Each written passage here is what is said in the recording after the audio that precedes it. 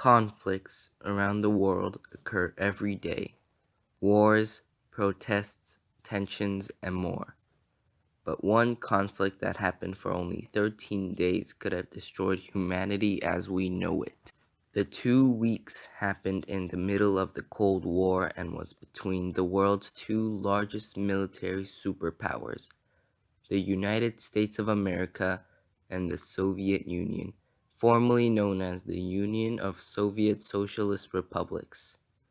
It started on the 16th of October and concluded on the 28th of the same month. More than 3 years ago, Cuba was overthrown by a communist government led by Fidel Castro and Che Guevara. Because of America's goal to make the majority of countries democratic, America decided to attempt to overthrow the Cuban government through what is now known as the Bay of Pigs. For 2 days, from April 17th to 19th, Cuban exiles and the American military tried to invade and bomb Cuba starting from the south side. The attack failed and forced Cuba to seek help from the Soviet Union. For defensive purposes, the Soviet Union shipped nuclear missiles over to Cuba. This is what happened during 13 days of tension, known as the Cuban Missile Crisis. The Cold War already had people scared. People created nuclear hideout shelters and started to buy and gather emergency supplies. The author of Antrodae Scholae, John B. Wren, said in an interview, quote, "We, my friends and fellow students, were all worried to some degree, knowing that a foreign power had nuclear weapons so close to our borders." End quote.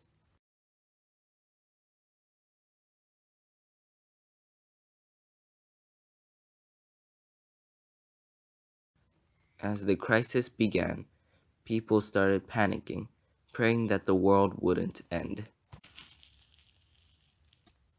On the first day of the crisis, the presence of warheads was confirmed.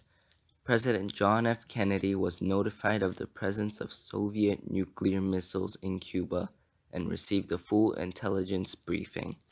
The next day, military units flowed into bases in the southeast United States. U-2 recon flights showed continued development of the Cuban missile sites. These sites were now complete with medium and long-range missiles capable of hitting most of the continental U.S. Panama Canal, Cape Canaveral, Mexico City, or any other city in the southeastern part of the United States, in Central America, or in the Caribbean area. Additional sites not yet completed appear to be designed for intermediate range ballistic missiles, capable of traveling more than twice as far, and thus capable of striking most of the major cities in the Western Hemisphere, ranging as far north as Hudson's Bay, Canada, and as far south as Lima, Peru. On October 18th, 1962, President Kennedy met with Andrei Gromyko, the Soviet Union minister. Gromyko assured Kennedy that the missiles were only for defensive purposes and were not going to be used offensively in any way. Kennedy gave him the gravest of consequences if the weapons were used offensively. The president did not press the issue. The next day, the president went on with his normal schedule as his advisor negotiated with the response strategy. The day after, Kennedy went on to order a quarantine on Cuba. He called it a quarantine because a blockade would technically be an act of war. Any Soviet ship that would be carrying weapons to Cuba would be turned back. On day 6 of the crisis, meet General Walter Sweeney of the United States Air Force Tactical Air Command.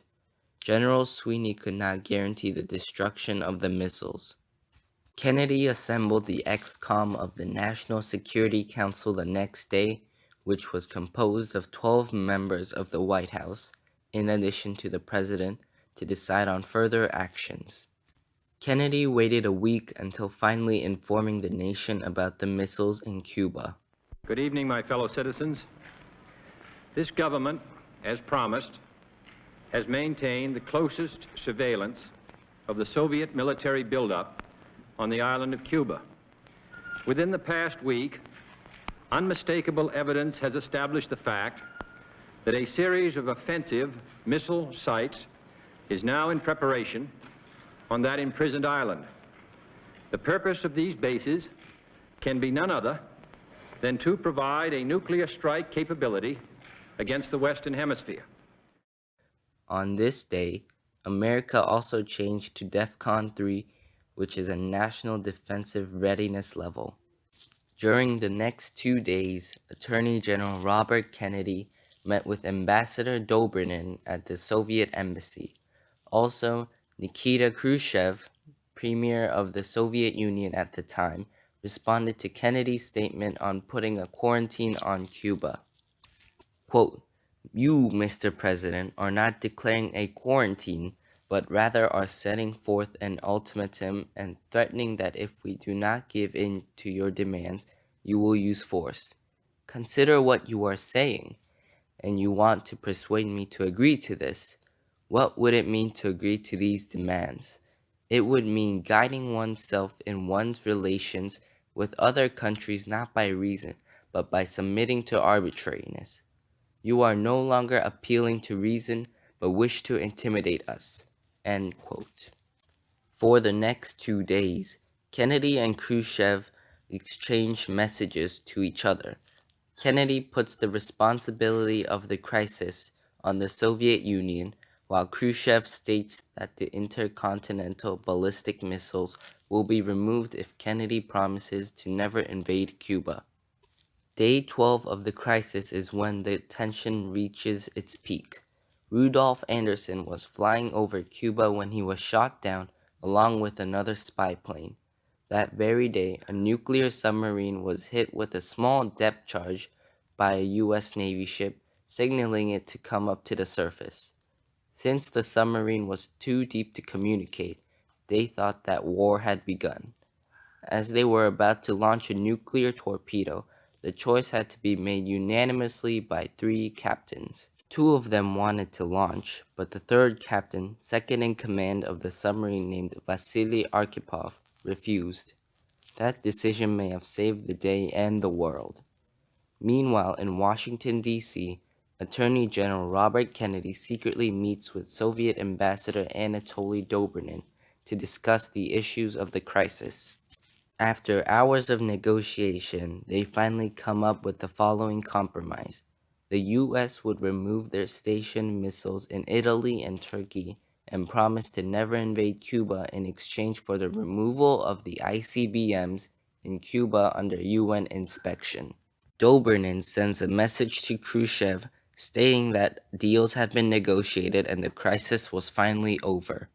On the final day of the crisis, a public speech was aired on Radio Moscow. Khrushchev stated that the nuclear warheads stationed in Cuba will be dismantled. In a couple of months, the weapons stationed in both Cuba and Turkey and Italy were removed.